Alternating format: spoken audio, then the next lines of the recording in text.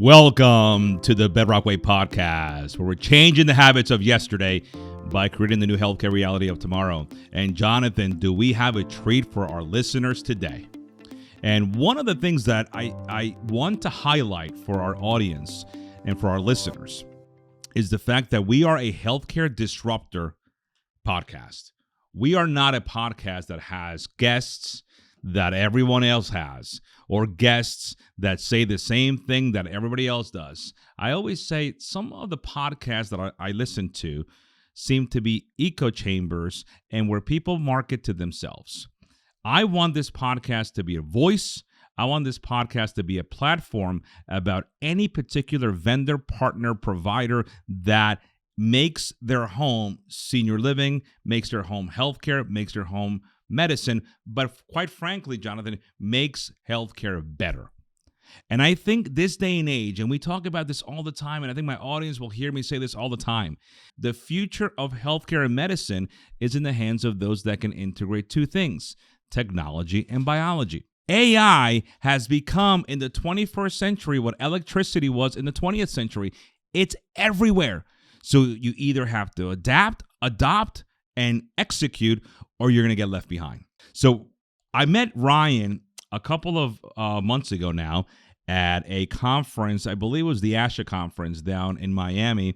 And here's this young, handsome guy, and he comes up to me, and I thought, let's have a few drinks. But he engaged me. And he engaged me, no pun intended, with his platform that is due to do what? Engage and emphasize the level of communication that our seniors have with their family members, with staff, so we can essentially provide better care.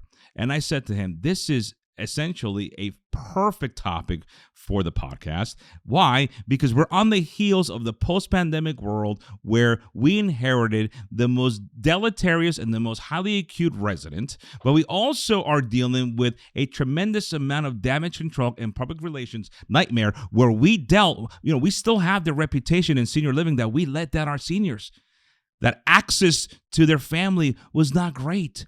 They were looking at their family member through a window, through a plastic curtain. As humans, I hated the word social distancing because we are social beings. It was physical distancing. So I give Ryan a ton of credit for creating a platform that will bring people together. And as we get older, social isolation continues to be one of the highest risk factors for older adult decline, exactly 5th out of the top 10. So it is my pleasure to introduce Ryan Galea, the CEO of Icon. Welcome to the Bedrock Way Podcast. Thanks for having me. How you feeling? Feeling great. Feeling good? Feeling really good, yeah. Love it. The title of today's podcast is Investing in Silver. Wall Street Wisdom Transforms Senior Living Experiences. And this is why we chose this title. As I read Ryan's bio, it'll come full circle who he is, what his training is all about. And I always tell people the who, the what, the where, the how, and the when. Yeah, that's cute. But today we're going to find out from Ryan his why. Why did he decide to go into this venture and why he feels this is a calling for himself? As CEO of Icon, Ryan Galea is leading the company on its mission to enable caregivers to communicate and engage more effectively with residents, their families, and staff. Very simple. Icon is the leading provider of communication, engagement, and wellness software, serving over 2,000 senior living and skilled nursing providers throughout the U.S. and Canada. You guys are also in skilled nursing? Yeah. I did not know that. Yep. In 2020, Ryan launched Alta Lake Equity Partner to focus on investing in and growing a leading software platform serving the post-acute and senior living end markets. Ryan's background is in healthcare and technology investing. He has held positions at Citadel, Lindsay Goldberg, and Credit Suisse. Ryan holds an MBA from the Wharton School of Pennsylvania, right? University of Penn, and a Juris Doctorate from the same school, University of Pennsylvania, and a bachelor's degree in commerce from McGill University. You've been a busy boy in school, my friend. A little bit. I love it. I love it. He's also a New York State Bar Association member. Ryan, why don't we start off by you telling us, a little bit about your background. We know your education. You're someone who has all the degrees, all the letters and souvenirs and bells and whistles. But at the end of the day, and on the Bedrock Way podcast, all that doesn't matter, right? That's noise. What matters is the human being that presents in front of us. So tell us your background, how you came to be, and what is your mission, passion, vision with Icon? I'm Canadian originally. Grew up in Canada. Moved to the U.S. right after my undergrad degree to study finance. Did finance for a number of years. Did healthcare banking. Then went into private equity and did a little short bit in the hedge fund world. Really thought that was going to be my career for the rest of my life. I mean, hedge fund, the money you make, it's not too bad, but wasn't feeling fulfilled with what I was doing ultimately. Felt kind of like I wasn't having an impact. And I think when it comes to what's important to me in life, money isn't the number one thing. At the exact same time, my grandmother was quite ill and was in inpatient rehab post some cancer surgeries, and just had a terrible experience. Not that the poor care accelerated her decline in any way. It was much more so due to staffing challenges, didn't get the attention she deserved, was left alone for long periods of time, and made those last few years much worse than they had to be. And then I was very lucky before she passed. 2 weeks before, I got to see her in person, and she was quite young. She had my dad when she was young. She was my youngest grandparent by far. Wow. Yeah. And her advice was, she said she wasn't ready to go and that there was a lot more that she wanted to do. And that if, you got to take advantage of the time you have now and you can't wait. And so. How old were you when that happened? Maybe 29, 30. So 4 years ago, 3 or 4 years ago. Yeah. Okay. Oh yeah. This is recent. It's all happened very recently. I was dead set on the finance world. I thought that was going to be my career, and I wanted to do something entrepreneurial, but it always felt like something I could kick the can on and make my money and then do it. Sure. And so that kind of, it was profound. I mean, it hit me really hard. Went back, really felt distracted with my job, and then kind of wanted to figure out something else where I could have a real impact. So ultimately left the hedge fund I was at. Given my background with kind of investing and buying companies, I thought it made a lot more sense to start that way than starting something from scratch. And so I raised investment funds with the goal of building a single platform. And then given my background and interests, wanted to marry kind of tech with something in the senior care space.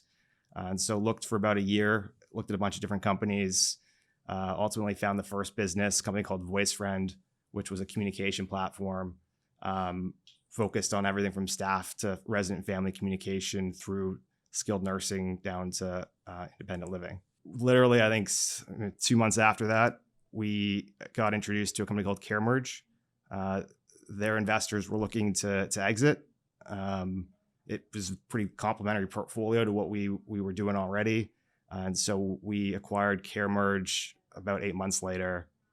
Then merged those two businesses together and rebranded as Icon, with the exclusive focus of communication and engagement for staff, family, and residents in kind of the post-acute and senior living spaces. Let me ask you something, Ryan, because I'm still not understanding how, and I love the story, and I could feel viscerally when you're going through the story with your grandmother. I could feel the energy. I could feel your passion. I could feel your emotions shaking. So I know that means a lot to you. There's often in life when you're so successful, but you're not serving your purpose, that you get distracted and another vision, another purpose pulls you. So describe to the audience, and how long did it take from when you met with your grandmother to when you decided to make the move? Yeah. I'll answer the second part first.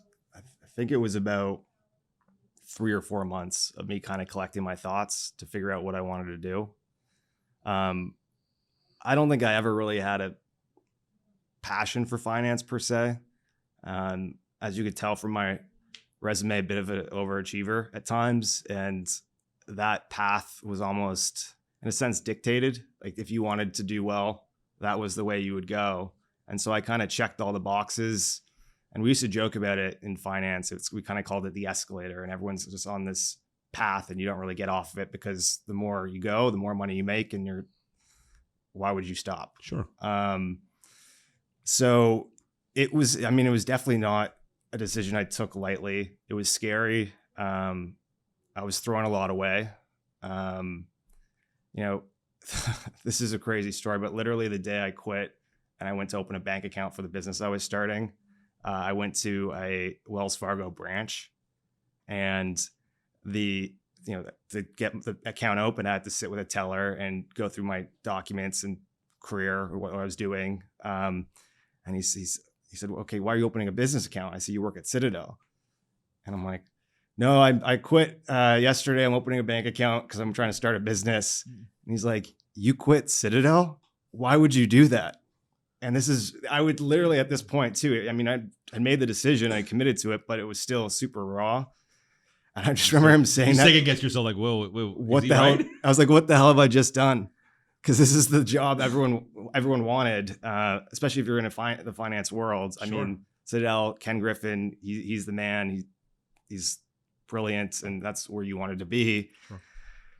So, I mean, that my heart sunk at that point in time. But I think because I spent so much time thinking about those 4 months and talking with my now wife about not feeling fulfilled, and she gave me some great advice of also wanting, encouraging me to pursue my passion.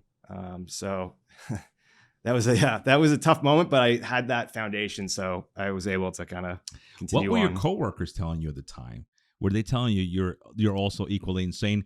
Aside from your wife, because spouses tell us what we want to hear, not necessarily what we need to hear, right? At least most good spouses, right? I know my wife; she tells me what I want to hear and tells me what I need to hear, which is tough. But what were your coworkers saying? Because there had to be a lot of noise, Ryan, for you to be walking away from an established, you knew what you had, going into a space that you knew nothing about. And at the time, you hadn't made a decision on where you wanted to plug yourself in, no pun intended, in senior living. So walk us through that. That to me, because the level of, and I applaud you for it, number one, but I think the level of courage and the bravado that it takes for you to, I mean, we always say you grow when you're out of your comfort zone, but you took that in your overachieving spirit. You took that, man, like, I'm going to be out of the comfort zone. I'm going to go to another galaxy. So, wow. So what were your coworkers telling you? And did you ever think twice, maybe I need to go back? Yeah. So my coworkers were not supportive. Everyone said it was a bad idea. Another memorable one was a lawyer who I know well, who's still a friend, actually. He similarly said he thought this was the dumbest thing anyone could do. And why would I walk away from that and that money? Ironically, I hired him, 2 years later to help us. So it worked out in the end. Did you tell him, I told you so? I didn't quite. You don't think it's such a bad idea now, huh? Yeah, there you go. No, but I mean, every single day, especially the beginning, it was lonely. When I started, it was just me. There's nobody else, and no one else understood what I was going through. And especially when I had no company, I had no funds, I literally had nothing to kind of lean back on. And I would stay at home all day. My wife would go to work, and I was this guy just kind of sitting on the couch trying to get this thing off the ground. And so early on, I mean, it was stressful. I've definitely, a lot of nights would wake up being like, I just really screwed up. But kept at it, really kept at it. So now everyone's in your ear telling you, no, you're insane. You're able to shut that noise down. You're able to shut down that second guessing that goes into, again, kind of being in limbo. So now, how did you make a decision that it was going to be this particular space, the technology space? And how did you choose? Because again, you're a pretty bright guy. How did you choose Caremerge? Of all the companies you could have chosen, what caught your attention about them? And how many companies did you vet before you finalized on Caremerge? We vet a lot of companies. During that first year, before we even did the voice friend deal, was pretty close with a few companies, a few different businesses, all in and around the senior care space.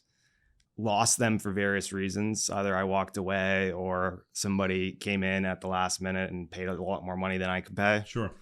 So a lot of stops and starts. When it came to the Caremerge business, it wasn't a no-brainer by far. They had a clinical business that was a chunk of their portfolio.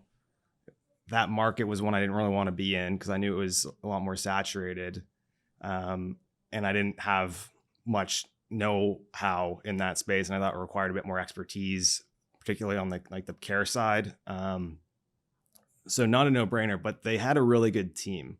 And that was the one thing I've learned through all of this is that it's all about the team. Building up, we have a phenomenal team now, but even building up to where we are now. How many employees do you have now? In the US, we're about 40. And then we have a subsidiary in Pakistan. That's another 30, 35 people. How often do you go there? I've been once so far since we did the acquisition. I think I'll go possibly later this year. We just hired a new CTO.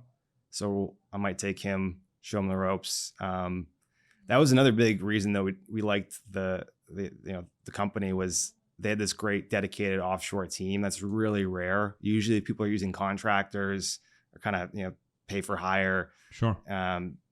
That's how you don't get that quality product. It's people are just cranking stuff out. There's no consistency, no continuity. And so having that team to be able to kind of build the vision I saw was excellent. So I thought it was a good base. They had a really good foundation, good technology. Now, were Voice Friend and Caremerge together, or you guys merged them? Yeah, so we did. And then rebranded them as Icon. Exactly. Got it. So tell our listeners what Icon does, stands for, and where it. I know we're in 2,000 communities across the country. Tell our audience where they are and what the platform does, but more importantly, how it distinguishes itself from others. I know there are competitors that I think I used to know. Smile used to be one of them, right? That does something like this. Life Loop is another one that does something like this. But let's tell the audience why your product is different and potentially better. I'll say what differentiates us today and what kind of because part of it is the vision. That's what we get people most excited about. Is they buy into the direction where we're headed, and they can see the progress and how much we've started to develop and release over the past 12 months. And the pace is really crazy. So the first on the footprint, we're national, a bit more concentration towards the Northeast and maybe the Midwest, just by nature of Voice Friend was based in Massachusetts and Caremerge was based in Chicago. So just by nature of that, some concentration there, but we have communities in every single state. By nature also, though, of just the fact that we span active adult through to skilled nursing, what tools are being used in each environment is quite different. Although at the end of the day, all of it boils up to this idea of communicating and engaging. It's just a matter of who you're engaging in each setting. So as of today, our big differentiators are one, our integration engine.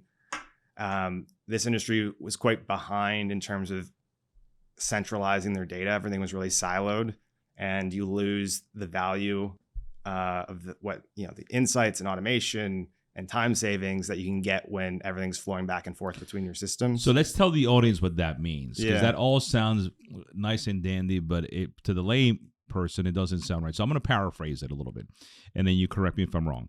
So in senior living throughout the years, any data about a particular resident or any interaction between a resident, family member, and a staff member has always resided mostly on paper at times, and the communications have been either through their communication platform, and it really never has gone anywhere.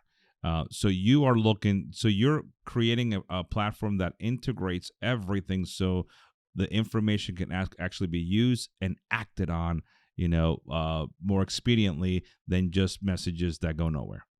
Exactly. And the other big piece too is, I think the difficulty with our market is you have a lot of different demographics that you're dealing with. Adult children, seniors from different generations with different comfort levels with technology, staff who maybe English isn't even their first language. Maybe they don't have a smartphone. So because of this, I think, this was kind of the second piece of where we really stand out is we took the philosophy of meet the recipient where they're comfortable. Let's not force on you an app.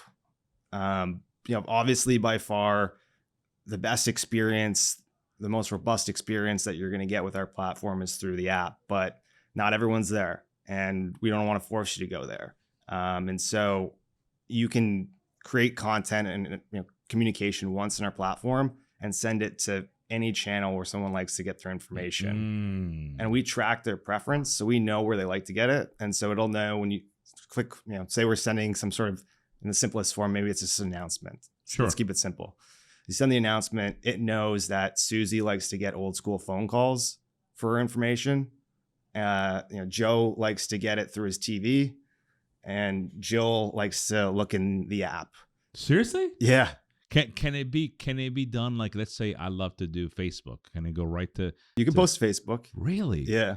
I love that. Yeah. And so you basically are engaging the recipient, to your point, you're meeting them where they like to reside, how they like to absorb information. I love that. So anything that's ambiguous needs a very strong 30-second pitch. Yeah. So give me the 30-second pitch for Icon.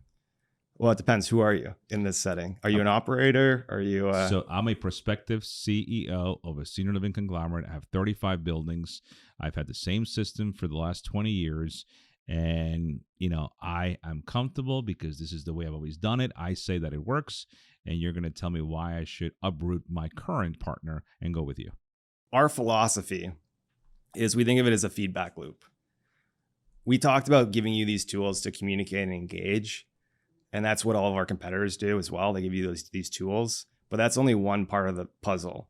If you look at other industries, like in the hospitality space or the consumer space, people are building brands where consumers are fanatical about those brands and promoting themselves really strongly through word of mouth. And no one was really doing that in the senior living area. I've never met someone who was like, die hard, dedicated. I love this senior living community. That's the kind where I want my parents to go. Never had heard that. So the concept we came up with was, okay, let's give you the tools to engage people, but then also give you the tools on the other side of how can we promote the great experience that you're providing so that you don't need to spend a dime on marketing, that people will just talk about you, that word of mouth will spread, and people will naturally move in that way. And so giving tools to enable that. So like one example is helping you capture Google reviews. 90%, the stat keeps going up, but 90% of millennials, and they're kind of the primary decision maker a lot of times. Absolutely. They do research online. Even, if I go to get shoes, for Christ's sake, let alone send my family member to spend their last days, you better believe I'm looking at those Google reviews. Exactly. So making it really easy to kind of build online reputation, and then also tools to capture what's going on in the community and promote that outside versus so it's more authentic versus just having marketing create generic, cookie cutter, stock photo based stuff. And then the final piece is continuous improvement, giving you the tools to collect feedback and information on how you're doing and your unique population, and identify what you could be doing better to serve the unique individuals in your community at that point in time. I'm trying to get a sense of how you came to Icon or create Icon, right?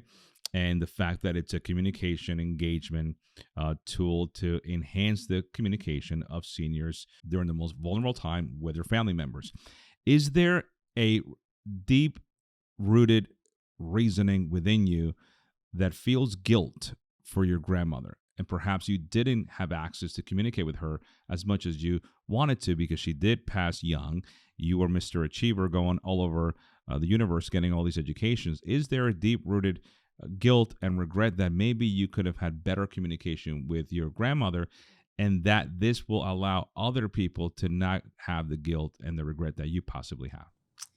Oh, absolutely. I mean, I'm the only one in my family who left and, moved somewhere else and is kind of far afield. And so everyone else in my family was able to visit her every weekend, and stay very close to her throughout that time. And I missed out on a lot of that. Part of it was obviously work, but it was during COVID as well. So I wasn't even allowed back. She was in Canada, similar issues. Closed. Yeah, I wasn't allowed back in. So that day I got to see her, I don't know if we were allowed to have done this, but we flew in for 24 hours. I went straight to her house, hung out with her for a little bit. She was in hospice and home at the time. And then, said the goodbyes, and it was luck. It was totally luck that I went 2 weeks before. My dad's like, I have a bad feeling. And so I was like, all right, I got to be there right now. But there's definitely a sense of guilt with that, and just in general, not being there with the family, seeing my niece grow up. It's definitely, that's the one tough part of having gone away and been the only one to do that. Sure. And then the other non-noble, reason for starting this is that you can scale it pretty fast. Is that somebody who has experience in finance, you could really do well. And you can really scale a business and potentially sell it for big bucks. So one can look and say, hey, here's Ryan trying to serve a noble mission.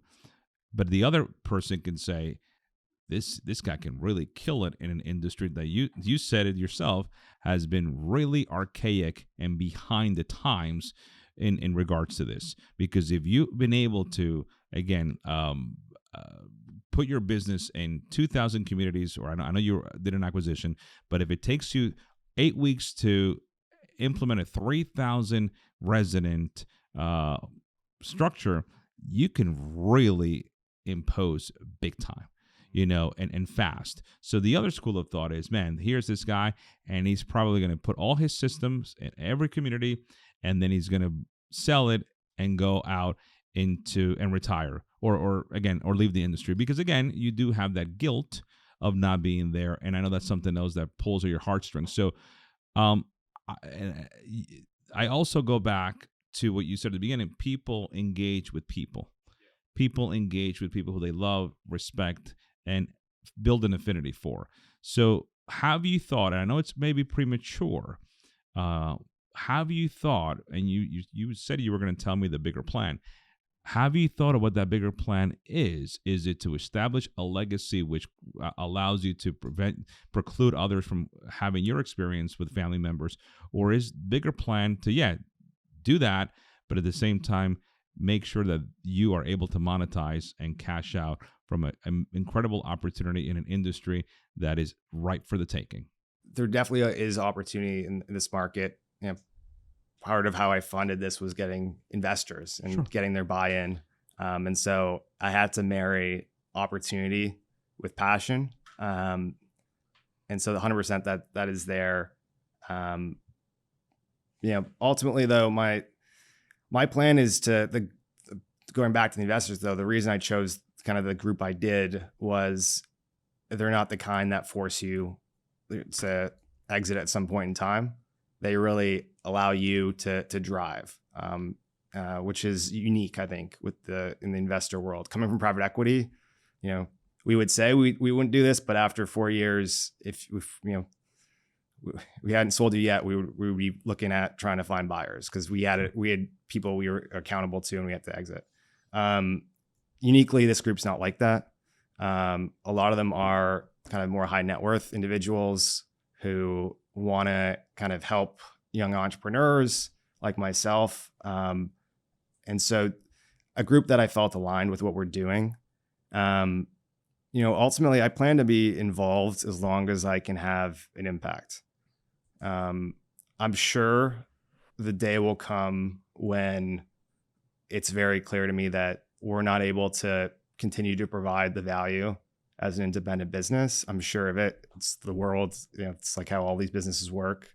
But it'll be the time when, that's clear to me, and we're not able to continue to, identify new parts of our vision to grow. Because my vision has elements to it, and I have a plan to go bigger if the opportunity is there. But at the end of the day, that there's other people who come into the industry with much deeper pockets than me, who you might at some point not be able to compete with. Someone like you, with the right intentions, which I know you have, is bulletproof and will outlast any potential time in the industry. I don't think somebody with deeper pockets, quite frankly, is who's going to make it. Is who can adapt themselves to the industry and kind of be part of the fabric of a community, because they've understood the connection, right? The powerful connection that was lost during the pandemic,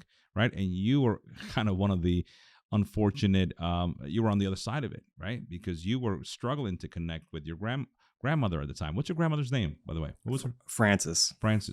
So I listen, I think this is going to be Frances' legacy, quite frankly, for you to be able to create that connection. And when seniors get older, bud, you know that being unhealthy is one thing. Being unhealthy and older is even another thing. But being healthy, being old, and being alone is a death sentence. So what you are creating is the opportunity for people to have an outlet, to have company, even when, their family members are not there for them. And you can talk to someone, whether you're in China and they're in California, they can talk right in an instant. So I love that. Tell me, one thing that I love about you, Ryan, is that you are a young, fearless leader. So give my listeners that are on the phone, that are young leaders trying to potentially break out of their shell because they're either, they feel that they're not in the right place like you did, or they just took that step and they have their, circle of trust laughing at them. They have their spouse down in them right now. Their pocket continues to decrease because they're siphoning through cash like crazy. Investors are questioning them. That young entrepreneur, potentially an older entrepreneur who's just trying to make it on their own, tell them, what you would recommend for them, what you would want to have heard when you were going through it. I would love for you to kind of give them that guidance of what should they hang on, that you hung on, and hence were able to kind of come on the other side a lot better than potentially you entered it. You really have to, going back to intentions and what you value, you really have to know that this is what you want. A lot of people want to say, I want to be an entrepreneur. It looks fun. If that's the way you approach it, you're not going to be successful, because most of it actually probably sucks. I would say most of the time it's pretty crappy. But talk to people like myself and try to understand our motivations and make sure that you're aligned with that kind of approach. For me, that was the only reason I think I kept at it, was I knew very clearly this is what I wanted. This is what makes me tick. This is what makes me happy. And I knew I wasn't going to be happy in really any other job, any other role. And so that's in the back of my head, always there.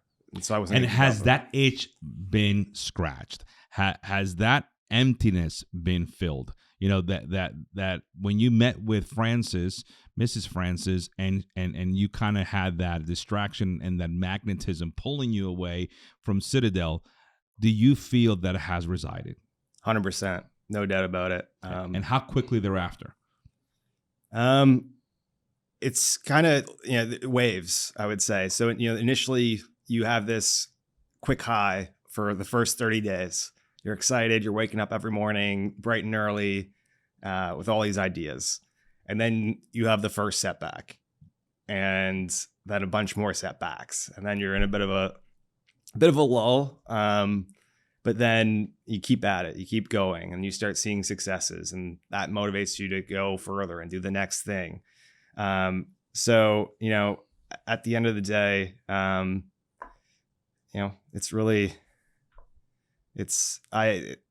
fully like look back and kind of wish I did sooner. Sometimes I'm like, why didn't I just, skip all the school, for example? I mean, it definitely was helpful. So not suggesting that, but I was going to say, listen, if we look at your MBA from Wharton, listen, that negotiations, financial analysis, I think that helped you. You could have maybe skipped, becoming a lawyer that you're not even using now, but maybe that helps you negotiate stuff and lead people. And listen, I don't think anything in your resume is a detractor. I think that has prepared you for who you are now, and you're still so young, bud. You're still so young. You're 32? 33. 33. You got the rest of your life ahead of you, and I think you're making a really big impact in a really special place that I think timing-wise needs a little bit of an upgrade, needs a little bit more horsepower, which is our ability to interact with our residents, because we don't know what's coming tomorrow, next week, next month. We might go into, God forbid, another one of those environments, and you've given hope for those people that they didn't have before. What has been the most challenging aspect of the path from when you left Citadel till now? I think it was that first year was by far the most challenging, because I had no business, right? I had an idea, I had a concept in my head, but you could see the number of steps that I had to go through ahead of me. And it just seemed so daunting and impossible to even get to where I am now.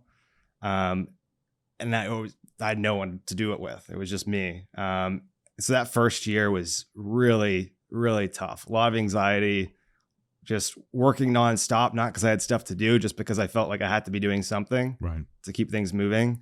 That year, I look back on it and I'm like, I would not want to do that ever again, but I'm glad I did it and I learned a ton.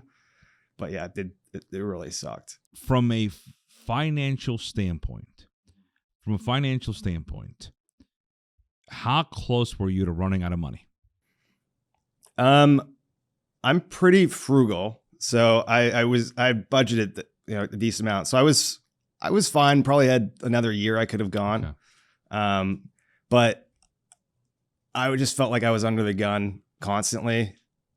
Partly, it's just the way I am, the way I operate. And, obviously as time went on, the wife's support starts to wane a bit. And then once your core camp starts kind of putting doubt in there, you get nervous. 90% of software technology businesses in senior living fail after 6 months, right? And the number one reason why they fail is because they run out of money. And I think the ability for you to, and I'm sure you have some investors and all that, but I think that becomes very discouraging, right? When you're burning through cash, and as you said, the idea is there, but the execution and the realization of it is not. But one thing that you said that I'll just paraphrase for the audience, for the young entrepreneur, the young leader, is you kind of just, instead of looking at the whole goal and the whole end result, you broke it down in segments, right? Let me win the day. Let me win the week. Let me win the month. And I love that. We say that to our staff here all the time. If you win the day, if you win the month, you win the year, you win a life. But sometimes you have to break it down into components, and it seems, to your point, less daunting. I'm so curious to know about a couple of things. So the overall plan of Icon is to potentially, again, go national and have this be the standard benchmark of communication in senior living. Have you guys built a different platform or something that is further engaging of the memory care, cognitive impairment population? How are you guys integrating that with those guys? Currently, what you can do with our product is, when the person's moving in, capture their life story and digitize that, and then leverage that information using AI to help you create what kind of programs and activities you're going to do with them day to day, but incorporating those elements. And that can be really powerful in that recall and kind of bringing them back. And so having that making that really easy to do, and then giving some insights to staff around, just bringing to the front, hey, so-and-so, it's their wedding anniversary, or it's, this guy loved watching, NASCAR or something like that, and it's on today. Why don't you go take them? So giving those kind of actionable insights as the things that they can do.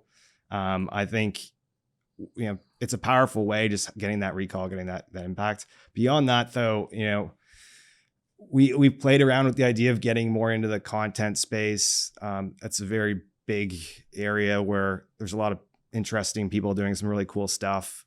I've talked to a ton of different unique companies there.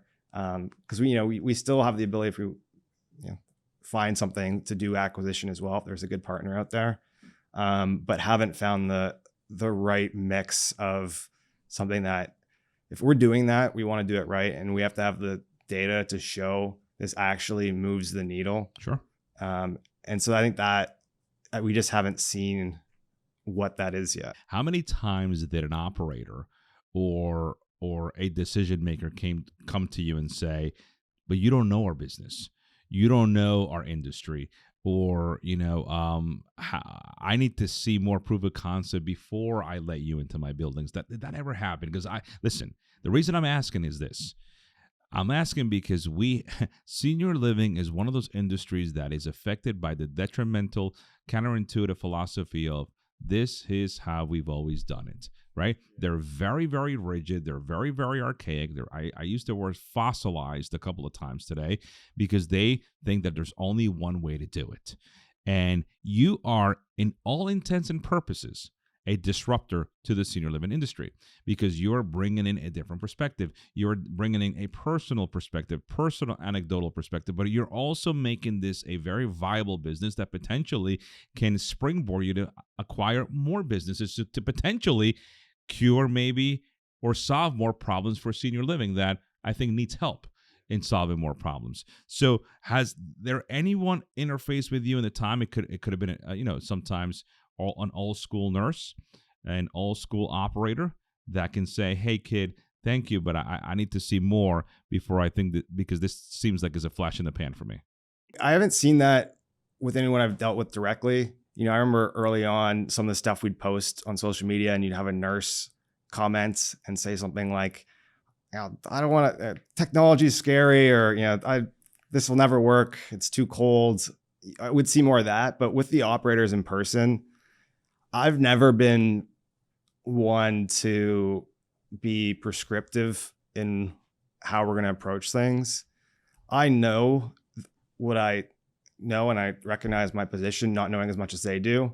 And so very cognizant of that. What I know is how the tools that are available to solve problems, but ultimately they need to tell me what those problems are, and I'll just come up with a unique solution to approach it. And so the vision that we ultimately developed, I knew conceptually, going back to that idea of like looking only so many steps forward, I had conceptually kind of where I wanted to take it, but a lot of it was morphed by speaking to many operators and understanding what issues they had.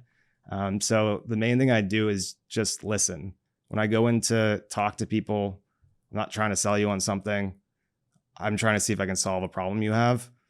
And generally, if I can't, I'll tell you we can't do that. But generally, because of that, I think the reception has been pretty positive. How has this platform been able to maintain, obviously the patient health information, the HIPAA, but the privacy of that individual in the community? Because like everything else, things can be hacked, right? Yeah. There could be cyber attacks. So how, as an operator, that would probably be my only concern. That Ryan, your platform, although is not new, it's not tested to the cyber attacks of today, which can be very detrimental from not only a HIPAA violation, but also it could cost me a tremendous amount in a courtroom, as you well know. So how does ICOM protect the communication from, God forbid, being shared with a party that's not supposed to have it? We take this very seriously, of course, given the risk that exists. And so we've voluntarily, so HIPAA, we're obviously HIPAA compliant, but voluntarily gone the next step and pursued SOC 2 compliance, SOC 2 type 2, which is kind of the gold standard in kind of cyber security posture.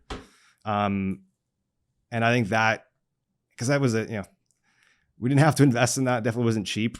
And it definitely was a lot of work, but we did that to really show our commitment to data and to everyone's privacy. And then more tactily in product, the big thing is just we've built all these different controls to make sure that the right person's getting the right information, even inter-family. So making sure that you're not sharing, if dad doesn't want certain information shared with somebody, that person's not getting information. So we've done a lot of work around that and different user profiling. And no issues. No, we've never had an issue. That's great. So as a 33-year-old entrepreneur who is living out his dream of, again, being part of an organization or being part of a project, an initiative that kind of resonates more with your heart, right? As the previous one resonated more with your pocket, right? This one with your heart, so it's a little bit more beneficent for you. But you're also not agnostic or immune to stress and anxiety. So how do you deal with anxiety and stress at an early age when people feel like, he's 33, he's got money, he doesn't have any stress, he doesn't have any anxiety? And I always say that could not be further from the truth. More money, more problems, right? So how does a young, smart entrepreneur like Ryan Galea, how do you deal with anxiety and stress? Working out. That's the biggest thing I do. My office at home is half gym, so I can work out at a moment's notice. But that's really how I've always unwinded. If I don't work out, the stress just starts building, and get incredibly anxious. And so, yeah, just keeping consistent with that, keeping my health solid has been the biggest single contributor to kind of keeping me sane. I couldn't agree with you more on that. I personally could not do anything without going to the gym. So for me, and it doesn't matter if I'm late somewhere, it doesn't matter if I miss an appointment, it doesn't matter if I miss a meeting. The gym comes first for me, because the gym is the most important thing for me. And there was a recent study, and again, this is something that you guys can share on Icon. There was a recent study where when you exercise and pump the muscles and contract the muscles, you release a hope molecule from your muscles that are one of the most powerful anti-anxiolytics. They decrease anxiety. And they're also able to, again, they awake you and they make you just feel better. So I always say, no wonder when I go to the gym, I just feel better. A couple of other questions I had for you. Yep. Again, everybody knows Ryan, I think by now, the entrepreneur, the person who, again, left Wall Street, came to invest his personal time, effort, and finances in silver, the silver tsunami, our older population, trying to increase the level of communication they have and trying to really reconnect with his grandmother, and at least creating this to be her legacy, France's legacy, and allowed him to really materialize some of that guilt and some of that, hindsight that has him saying, you know what, I want family members to have a closer relationship with their loved ones. But as you try to make everyone else happy, because that's what communication does, right? Mm-hmm. How does Ryan keep himself happy? That would be my two dogs and my wife. Spend any time I'm not working with them. Super special to me. And I think, share similar values with the importance of family. And so, when it's obviously don't get to see the family as often as I'd like, they kind of keep me grounded, keep me happy. But beyond that, it's getting to, I have a really big family. And so getting to spend time with them is always a treat. So tell me about that. Tell me about how you grew up. You're one of 2, 3, 10. Tell me how you grew up in Canada and how we came to have this 33-year-old man today. But how was that? How was the early beginnings of Ryan Galea? Yeah, so I'm one of 7. 3 of them are half siblings. My dad remarried when I was probably like 10 years old. second oldest in the bunch.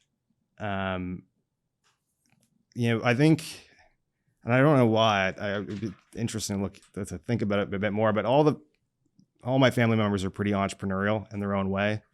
One of my sisters has a business selling kind of dog specialty products online. Has a really big following on TikTok and Instagram. And then another sister who she does some cosmetics, some vegan cosmetics. And then my brother actually works with us. So we do have him on our team now. So I think it was just maybe something. I like to give credit to my mom. I don't know what she did, but everyone in the family kind of, I guess, was taught early on to kind of be an individual, do and explore what you think is interesting. That was her advice, was always, do what you love, follow your passion, and everything else will come together. And when everything is said and done, when Icon grows to such an incredible level that you feel you've achieved everything, and maybe you go on to, dominate your next venture, what would you like the legacy of Icon to be? I think that we made a difference. Like, even in everything we do, in the culture, in the branding, everything we've done is putting that heart into the brand of us really wanting to have that lasting change, improvement, experience, making things better. And so, when people think of Icon down the future, they think that's a business that cares. I think, we would have done our part. That's awesome. And how can people contact you or the sales reps from Icon? Do you guys have a website? Tell my audience that, so people know exactly where to access you. And I'm sure we can link it out on the podcast when we, have the full air. Yeah. Website's goicon, GOICON.com. All the information can be found there. And then you can look me up on LinkedIn, Ryan Galea. Try to be active, probably should be more active, but if anyone reaches out, I generally will respond. Just give me a little bit. What is one thing that you would like the audience to know about Icon, about Ryan, that they wouldn't be able to know from the website and from your LinkedIn? What is something that, again, is unique to you guys? I always ask this question because here's when people ask me, Andrew, what's something unique about you? I always tell them, I am a consummate perfectionist. And sometimes I annoy myself. Yeah. Because I need to have everything perfect. And Jonathan and Christy, my team, they always tell me, listen, it's okay. It's okay to have things be a little bit more authentic and genuine. And sometimes they need to look awkward, but I refuse to do that. And they made fun of me over the holidays when they created a B-roll, which was all of our outtakes of bloopers, which was comical. I got it given to, but it that's my paranoia. I'm neurotic about that. So what is something that people wouldn't know about Ryan? Because again, I want the audience to identify with the human that is Ryan, not necessarily the entrepreneur that Ryan is. My big thing, I mean, I guess it's somewhat related, similar, is and it explains probably some of my career, is that I'm never satisfied. I always want to be doing the next thing, doing better and better and better. And so for me, there never is an end. And I think I just have come to accept that I always want to one up myself. And for me, that's success. I always say to people, hunger should never go away, right? Because if hunger goes away, if we don't eat, we die. But it should be as impactful figuratively as it is literally. And I'll kind of add the whole adage of managing your ambition.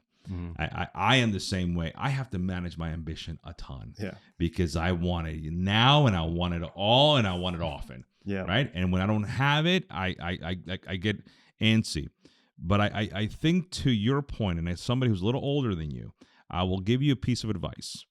I think sometimes that one-upmanship mentality precludes you from enjoying what you have accomplished. And I think in this young age, a 33-year-old, you have everything to be proud of. I mean, from your education, from your passion, from pursuing something that gives you more value, and the fact of the matter that you took a risk that probably 10 people out of 10 or 100 people out of 100 or 1,000 people out of 1,000 wouldn't take.